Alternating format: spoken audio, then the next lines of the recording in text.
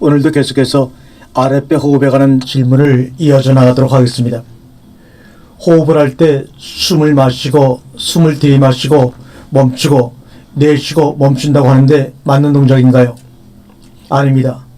호흡의 부작용은 이와 같이 억지로 호흡을 멈추는 데서 비롯되는 경우가 많습니다. 그래서 호흡을 억지로 참거나 그치게 해서는 안 됩니다. 이 경우 마음과 신경과 근육의 경직이 풀리지 않고 오히려 가중되는 수가 있습니다.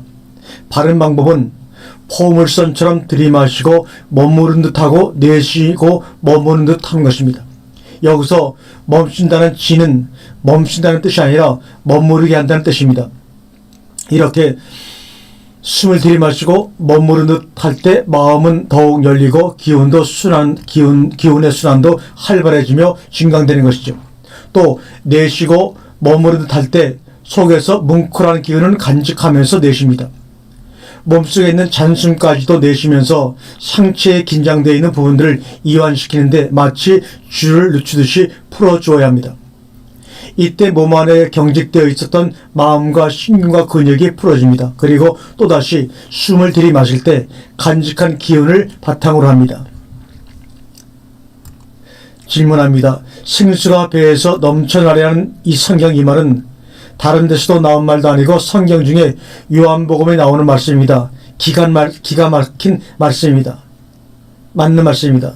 물론 영적인 의미가 담겨진 말씀이지만 호흡에도 적용될 수 있는 말씀입니다. 호흡은 곧 영이요 생명이기에 그렇습니다. 그 이유는 육체 생명은 피에 있다고 하는 것처럼 혈액순환이 잘 되는 것이 모든 몸과 마음의 건강 기본인데 그 혈액순환이 잘 되기 위해서는 혈액을 조율하는 곳인 장부 5장 6부가 건강해야 하는데 바로 그 장부의 위치가 아랫배에 있죠.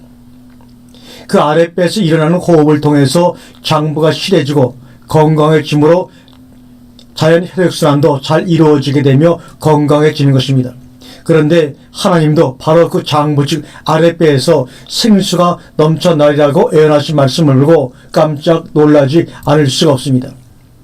산에서 내려오는 물은 아무리 깨끗해도 계속해서 흐르지 않으면 결국은 많은 이끼가 끼고 또한 물은 흐르면서 움직이기에 맑고 푸름을 유지하는 것입니다. 그것은 살아있음을 알리는 생명의 소리죠.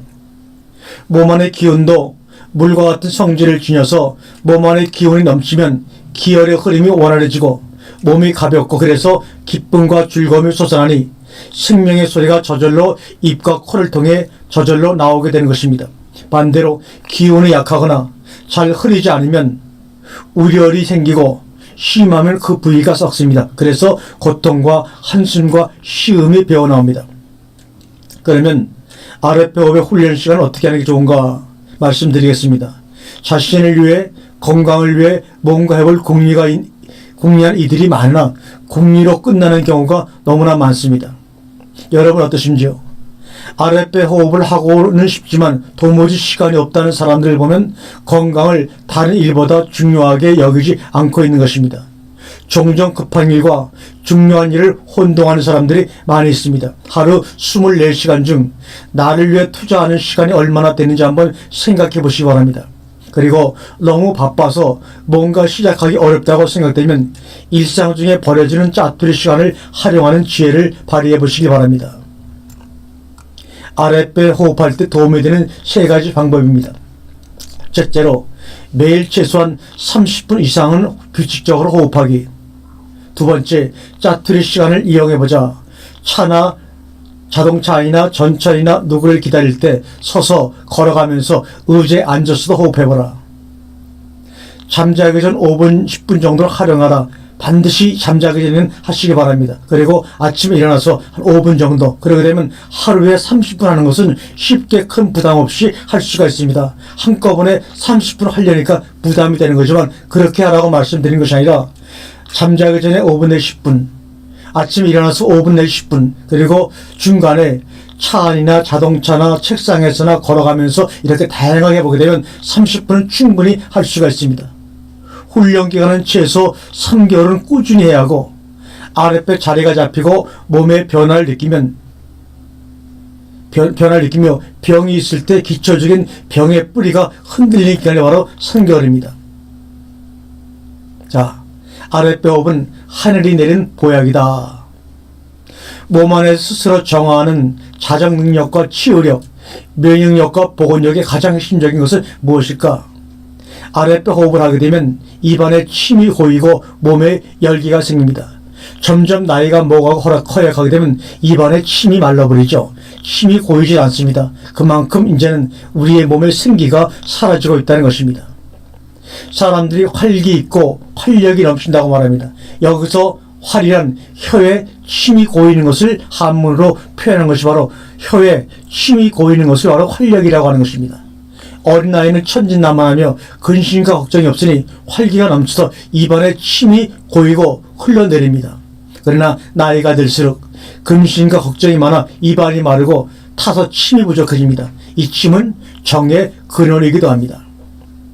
몸 안에 열기 역시 마찬가지입니다. 호흡과 마음이 하나가 되었을 때 열기가 납니다. 그것은 마음과 몸이 하나가 되어간다는 증거입니다. 이때 열기는 아플 때나 운동했을 때 나는 열기와는 다릅니다. 이 열기는 모든 기력의 원천이고 모든 염증을 없애는 효능을 갖고 있습니다. 암세포도 뜨거운 몸 안의 열기에는 버티지 못하고 스스로 괴멸합니다. 그래서 요즘 최신 암치료법으로 온열요법이라고 각광을 받고 있는 것을 봐도 알 수가 있습니다. 아랫배를 한문으로 쓰면 그것을 단전이라고 말하는 것입니다. 단전이 다른 말이 아닙니다. 열이 나는 밭, 열기가 있는 꽃이라는 것을 한문으로 표현해보자니 단전이라고 말하는 것이지, 단전이 어떤 종교의 단어도 아니고 종교의 교리도 아니고 종교의 무엇도 아닙니다. 우리말로 하면 단전이라는 것을 우리 순수한 한글로 표현하면 불두덩이라고 하는 불두덩, 그리고 생명의 불기운의 진수가 모인 것을 우리나라 말로 불알이라고 합니다. 그래서 남자의 생식기를 우리가 불알이라고 부르는지도 모릅니다. 인체에서 기운이 생기는 중심점이 바로 아랫배입니다. 발전기에서 전기를 만들어 내듯이 인체 에너지는 오직 아랫배 한 곳에 모입니다. 강한 열기는 그만큼 강력한 기운을 가지고 있어 팽창하는 성질이 있죠. 이때 열기를 통제하지 못하면 그 열기가 온몸을 흩어지거나 또는 한 곳으로 몰릴 수가 있습니다.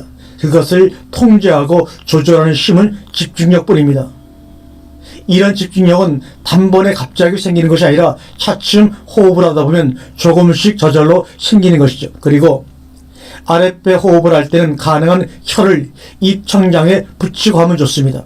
그러나 처음에 그것이 어려울 때는 혀끝만 붙이고 하다가 차츰 익숙해지면 혀를 입천장에 붙이고 하면 더욱 좋습니다. 아랫배 호흡을 할 때는 항문 조임도 같이 병행해서 하면 더욱 좋습니다. 호흡을 할 때 축기하는 말을 합니다. 바로 그것을 얘기합니다. 이 말은 아랫배 안에 기를 모으는 것을 말하죠. 그런데 훈련해도 축기가 잘 되지 않거나 아랫배 기를 가득 채워놓고도 조금만 방심하면 모아놓은 기가 살살 빠져나가 버립니다. 특히 항문을 통해서 그런 경우가 많은데 기를 모으고 새 나가는 것을 방지하는데 집중이 최선입니다.